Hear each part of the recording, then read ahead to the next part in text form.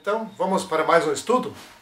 Desta vez é um estudo bem interessante e muito importante sobre amizade, né? Aqui no caso, o título da lição é Amigos para Sempre. Inclusive existe uma música que circula por aí, circulava tempos atrás, com um título, com uma passagem assim, com uma mensagem como esta, né? Muito bonita, inclusive. Muito bem. Poderia haver uma música na igreja, assim, né? Uma música agradável, que tivesse essa mensagem também. Muito importante isso. Vamos ler o verso para memorizar aqui. Está em 1 Tessalonicenses 3, versículo 13. Vou ler aqui na minha Bíblia.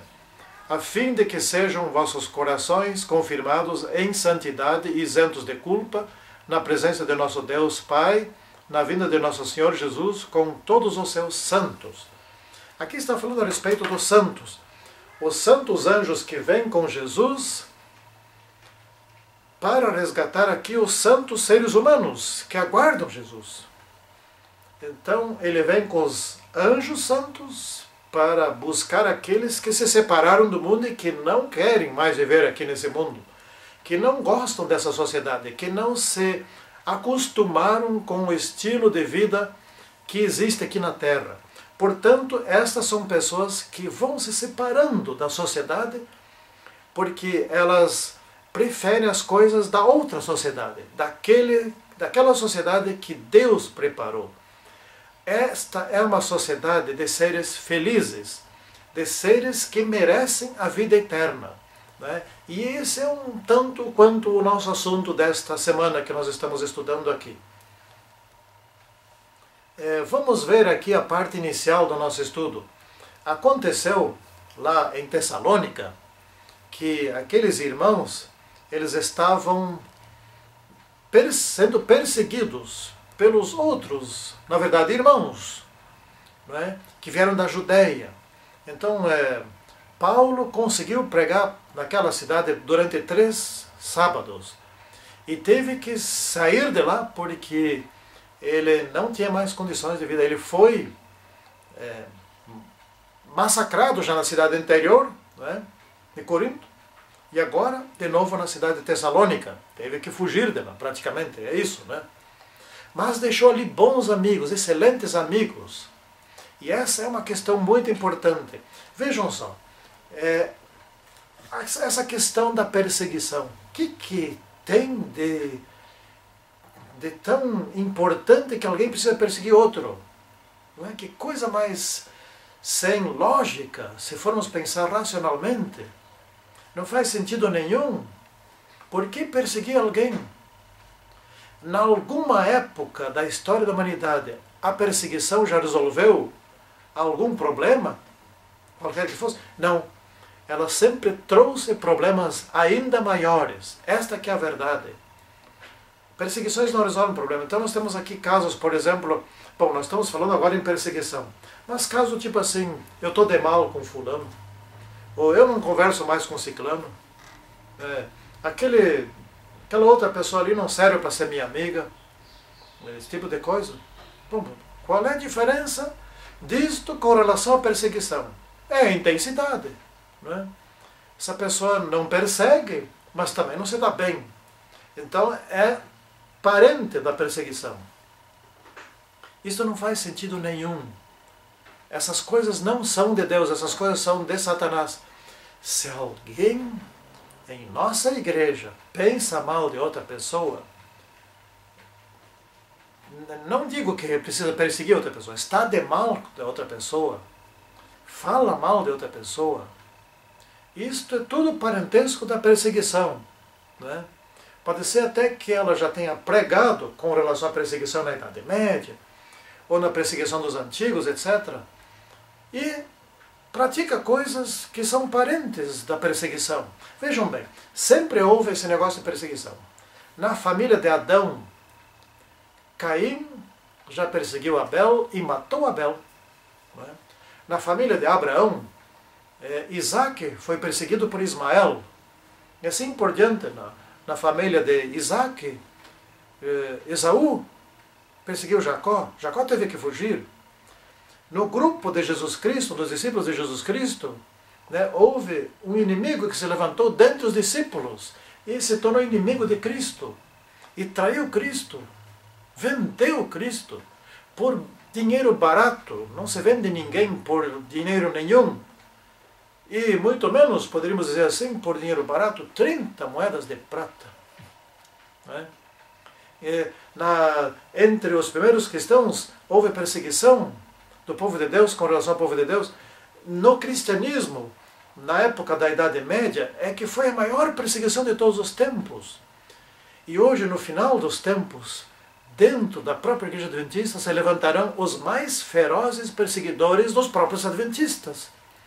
Eles se tornarão gravíssimos inimigos do povo de Deus. Eles sairão de dentro do próprio povo de Deus e se aliarão aos inimigos da igreja. Quem são essas pessoas? Temos as características, mas nós não sabemos. Hoje temos que trabalhar no sentido de trazer todos para Cristo. E há um grande trabalho para ser feito dentro da igreja. Não só trazer de fora para dentro, e sim os de dentro. Não só mantê-los dentro, mas inclusive convertê-los para estarem dentro, amigos dos outros, ou seja, ter amizade, verdadeira amizade, criar uma comunidade de amizade, ou como fala aqui, amigos para sempre. Né?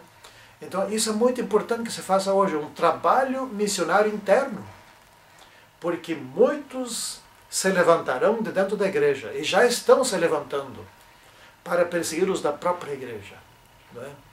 E isto é uma característica ao longo de todos os tempos. Nós estamos numa guerra espiritual. Portanto, é de se esperar que tais coisas aconteçam.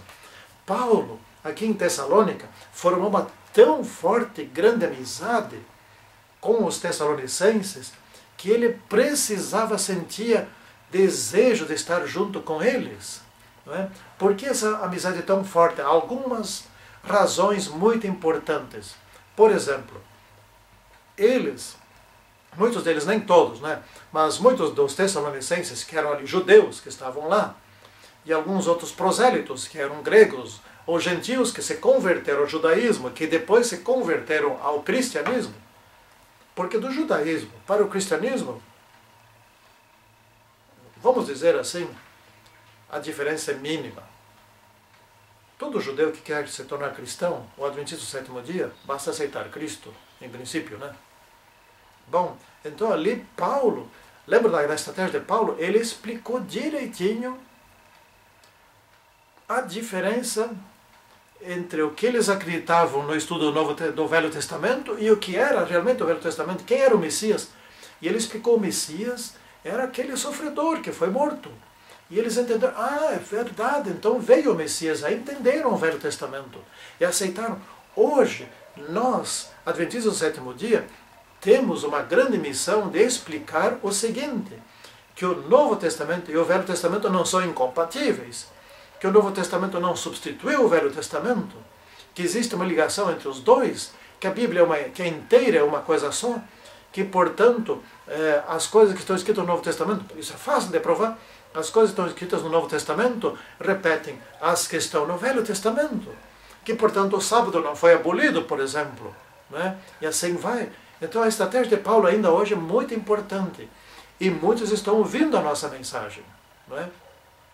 E eu fico feliz porque já se levantam, e já se levantaram, já se levantam alguns pastores realmente poderosos, humildes, homens humildes, mas poderosos, que explicam essas coisas de uma maneira assim, que convence realmente, que não tem como dizer não, não é, estou em dúvida, qualquer coisa, não, convence realmente.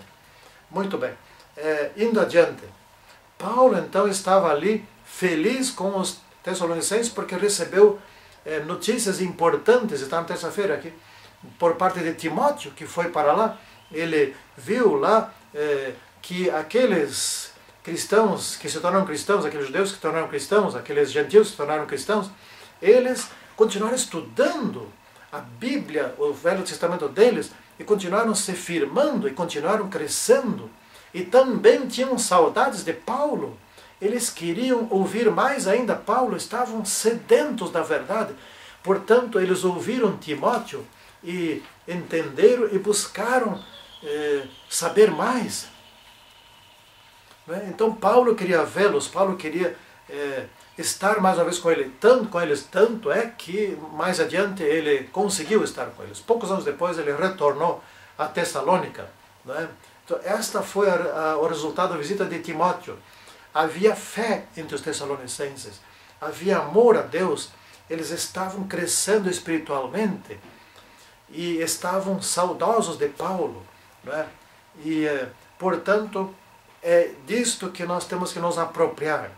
Nós termos amizade entre nós, formarmos um grupo de amizade, porque isso atrai amizade, isso atrai os anjos, isso atrai outras pessoas. Nós temos que ser uma comunidade que vive bem, que vive feliz, que se diverte, que tem seus momentos de descontração, que tem muita amizade uns com os outros, que se reúne.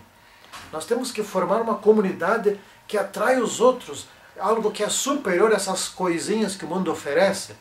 Por exemplo, nós temos que ter uma comunidade de bom relacionamento, de ambiente atraente, porque Deus quer isso. Deus criou o ser humano para ser feliz, de comprometimento um com o outro. Eu tenho aqui uma ilustraçãozinha aqui com relação ao comprometimento. Vocês conhecem a Dulcinea?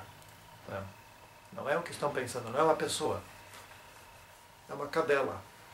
Lá na Espanha. Isso aconteceu lá em março de 2010.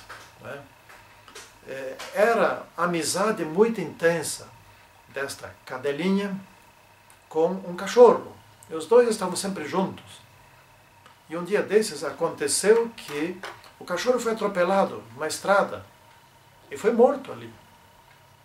E acabou jogado no acostamento da estrada, um pouco além do acostamento. Sabe o que aconteceu? Aquela cachorra, Dulcinea, ficou 2 semanas ao lado do seu companheiro. Até que se deram conta e foram lá e tiraram ela de lá. E enterraram o companheiro dela. 2 semanas.